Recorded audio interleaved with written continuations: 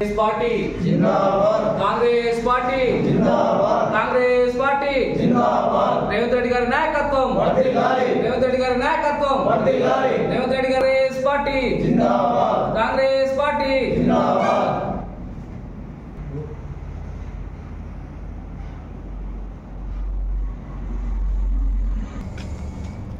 రాజన్న సిరిసిల్ల జిల్లా గిరిజన నాయకులు కొంతమంది టీఆర్ఎస్ పార్టీ నాయకులు కావాలని కొడంగల్లో రేవంత్ రెడ్డి గిరిజనులకు ఏదో అన్యాయం చేస్తుండని ప్రగల్భాలు పలుకుతున్నారు.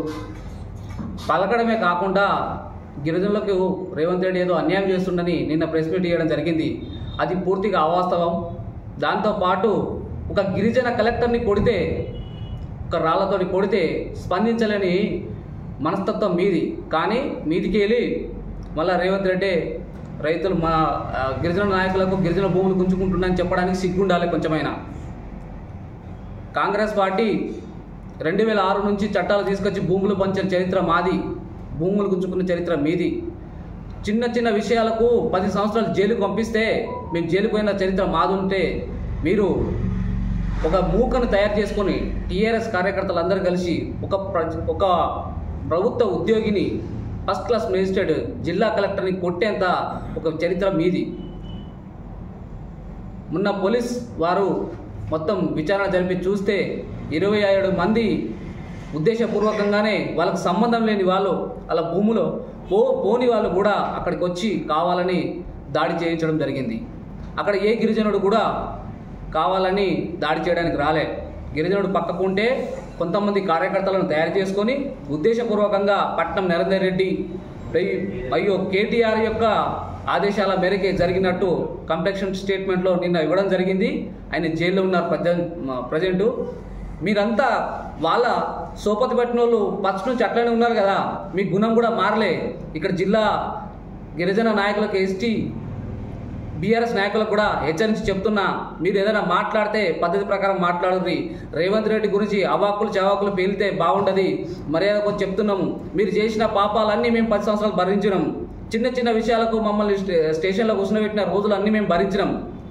అదేవిధంగా ఈ రోజు నుంచి మీరు కూడా సైలెంట్ ఉండాలి. మీ పరిధి మీరు చేసుకోవాలి తప్ప ఏదో ప్రభుత్వ పథకాలు ఏమైనా వస్తే గిరిజనులకు అందే విధంగా మీరు కొట్లాడితే మేము ఒప్పుకుంటాం కావచ్చు. కానీ పనికిరాని ముచ్చట్లు తీసుకొచ్చి ముందడి పెడితే మీ పాత చరిత్రలన్నీ మా దగ్గర ఉన్నాయి. మీరు ఎక్కడ ఏం చేసారో మాకు ఈ 10 సంవత్సరాలు మాకు అన్ని చరిత్రలు ఉన్నాయి. మీరు ఆ రోజు సిరిసిల్ల జిల్లాకి గిరిజనులకు సంబంధించిన ఒక సంక్షేమ సంఘం కట్టియడానికి 2 కోట్లు 3 కోట్లు ఇచ్చిన ప్రగల్భాలు పలికిరు. ఇప్పటిదాకా దాన్ని కట్టించిన పాపన పోలేదు.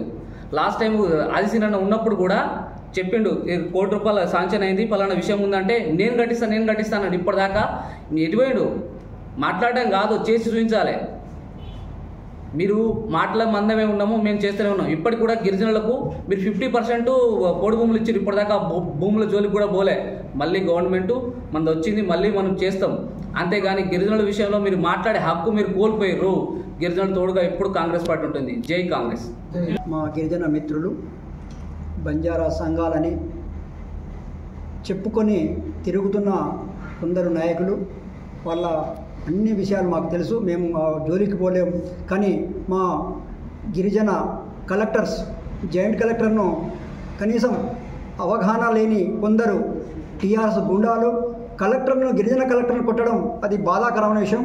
దానికి మేము ఈరోజు ప్రెస్ మీట్ ఏర్పాటు చేయడం జరిగింది. ఎక్కడైనా ఏది ఉన్నా సమస్యలు మాట్లాడుకోవాలి. కానీ ఇలాంటి గుండా రాజ్యం తెచ్చుకొని 10 సంవత్సరాలు వాళ్ళు గుండా రాజ్యం తెచ్చి మళ్ళీ కూడా ఇప్పుడే అదే కొనసాగిస్తామంటే ఇక్కడ ఎవరు ఊరుకోరు. మేము ఇప్పుడైనా అంటున్నాం, అందరికీ తెలుసు. అవి మనము గిరిజనులకు న్యాయం చేయాలని మన ప్రభుత్వం ఎప్పుడు వాళ్ళకు అందుబాటులో ఉంటుంది. ఇందిరమ్మ రాజ్యం అంటే గిరిజనులకు మేలు చేసే ప్రభుత్వం.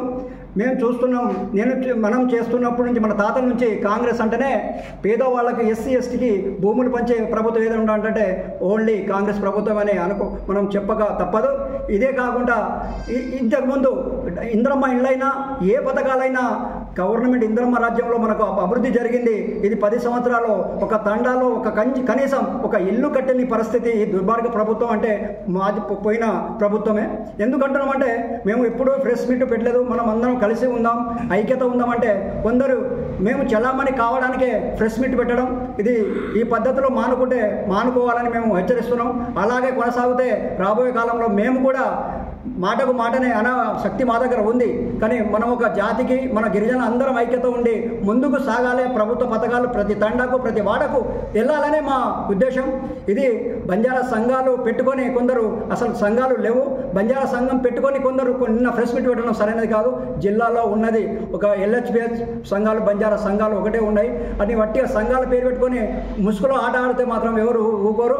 ఏదైనా దయచేసి ఎప్పుడైనా అలాంటి ప్రెస్ మీట్లు పెట్టకుండా ఏమైనా ఉంటే సమస్యలతో సమస్యలే మాట్లాడుకోవాలి.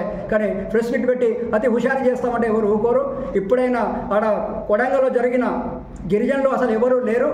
గిరిజనుల విషయంలో మేము కూడా మా నాయకుడు రాష్ట్ర నాయకుడు బెల్లయ్య నాయకుడు కూడా మేము ఎంత వెంటనే తెలుసుకుంటున్నాం. అక్కడ కూడా ఏం జరుగుతలేదు. కొందరు కిరాయి గుండాలు మాత్రమే దాడి చేయడానికి ప్రయత్నాలు చేస్తున్నారు. ఆ ప్రభుత్వం 10 సంవత్సరాల క్రితమే ఆ భూములన్నీ సర్వే చేయించి కూర్చున్నారు. కనీసం ఆ ప్రభుత్వం బోర్డుతోనే మళ్ళీ మేము ఎప్పుడు ఫెయిల్ అవుతున్నామో కానీ ఇప్పుడు వాళ్ళతో గుండాలతో దాడి చేయించడం ఇది అలాంటి కార్యక్రమం చేయడం అది పద్ధతి కాదని ఈ సభాముఖంగా మీకు తెలియజేస్తున్నా. ఇలాంటి కార్యక్రమాలు చేయకండి. ప్రెస్ మీట్ పెట్టి ఏమైనా ఉంటే మనం మాట్లాడుకోవాలి. మీడియా మిత్రుల దగ్గర పోయి మనమంతా బహిష్కరణ చేసుకొని మన జాతికి మనమే అన్యాయం చేసినట్టు అవుతుందని విజ్ఞప్తి చేస్తున్నాం. ఈ అవకాశాన్ని మళ్ళీ ఇంకోసారి రాకుండా చూడాలని విజ్ఞప్తి చేశారు. జరిగిన దాడికి టీఆర్ఎస్ కార్యకర్తలు చేసిన దాడికి తీవ్రంగా మా కాంగ్రెస్ పార్టీ తరఫున తీవ్రంగా ఖండిస్తున్నాము. ఇలాంటి దుశ్చర్యలు మానుకోవాలని మేము పత్రిక ముఖంగా మీకు తెలియజేస్తున్నాము. అందులో గిరిజన కలెక్టర్లు ఉన్నారు, అది వేరే వాళ్ళు కాదు. అందరు గిరిజన సోదరులను, మీరు గిరిజనులే, మేము కూడా గిరిజనులమే. గిరిజనుల మీదని మీరు దుమ్మెత్తిపోయడం సరైన పద్ధతి కాదు. మీరు చేసిన దాడికి తీవ్రంగా జిల్లా తరఫు నుంచి కాంగ్రెస్ ఎస్టీసీల అధ్యక్షుడిగా తీవ్రంగా ఖండిస్తున్నాను. ఇలాంటి చర్యలు మానుకోవాలని పత్రిక ముఖంగా తెలియజేసుకుంటున్నాను.